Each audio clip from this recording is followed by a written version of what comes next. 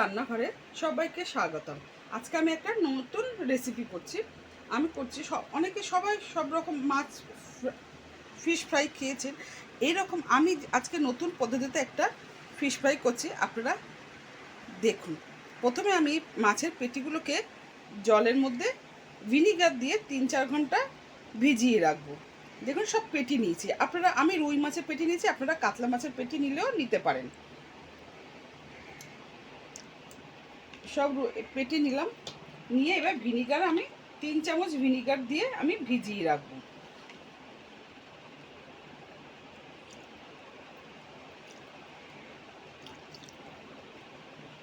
তিন চার চামচ ভিনিগার দিয়ে আমি 4 ঘন্টা ভিজিয়ে রাখলাম। তারপর আমি আপনাদের দেখাচ্ছি। এবার আমি মাছগুলো একটা একটা করে তুলে নিচ্ছি। তুলে নিয়ে তারপর আপনাকে ম্যারিনেট করে আমি দেখাচ্ছি। স্টার্ট। দেখুন আমি এটার মধ্যে ধনেপাতা কুচি নিয়ে নিয়েছি, আর একটু পুদিনা পাতা কুচি দিচ্ছি। তারপর দিচ্ছি আমি মাছ বুঝে নুন দিচ্ছি। আপনারা মাছ বুঝে নুন দেবেন। আমি 1 চামচ নুন দিলাম। তারপর দেব আমি এটার মধ্যে 2 চামচ ময়দা। আমার মাছ যেহেতু মাছের কোয়ান্টিটি আমার একটু বেশি আছে, আমি এই জন্য 4 চামচ কর্নফ্লাওয়ার দিলাম আর 2 চামচ ময়দা দিলাম। এবার এটার মধ্যে একটা ডিম ফাটিয়ে দেবো।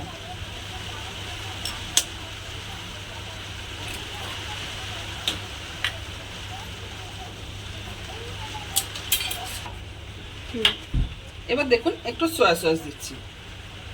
আমি 2 চামচ সয়া সস দিলাম। আপনারা আমদানি মতন একটু সয়া সস দিয়ে দেবেন। দিয়ে এটাকে এবার ম্যারিনেট করে রেখে 4 চামচ কর্নফ্লাওয়ার দিয়েছি, 2 চামচ ময়দা দিয়েছি, ধনে পাতা কুচি, পুদিনা পাতা কুচি আর সয়া সস দিয়েছি, একটা ডিম দিয়েছি। এবার দিচ্ছি রসুন বাটা 1 চামচ। আমি রসুন বেশি ভালো খাই বলে তাই রসুনটা আমি বেশি করে দিলাম। আপনারা আপনাদের আন্দাজ মতন রসুন দেবেন। এটার মধ্যে আছে আমার কাঁচা লঙ্কা, আদা বাটা দিয়ে দিলাম। এবার দিয়ে এটাকে আমি মেখে মাখছি। দেখুন এবার দেখুন আমি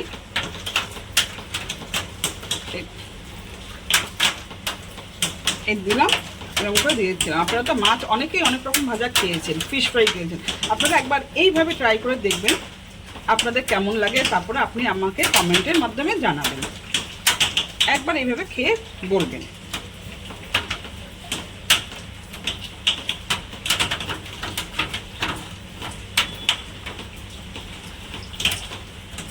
দেখুন একটা একটা করে করে আপনাদের আমি সামনে নিয়ে আসছি, আমি দেখাচ্ছি আপনাদের। দেখুন আমার তেল গরম হয়ে এসছে।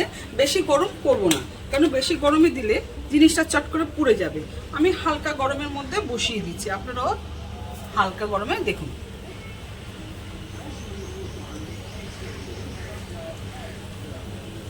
হালকা যখনই গরম হবে তখন বসিয়ে দেবেন। আমি ছেড়ে দিচ্ছি পরপর।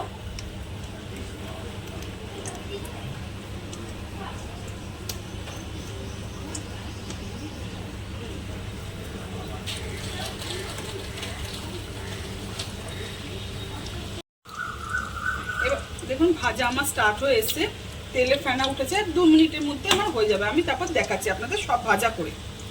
এবার আমি একবার উল্টে দিচ্ছি। দেখুন উল্টাতে রঙটাই দেখুন হালকা রং চলে এসছে। এবার 2 মিনিটে ভাজা হয়ে যাবে। ভাজা নাবিয়ে আমি বাদ বাকি সবগুলো করে তারপর আপনাদের সামনে আসছি। এই দেখুন এবার আমার হয়ে গেছে, আমি তুলে দিচ্ছি। আমার গ্যাস কিন্তু লোতে আছে।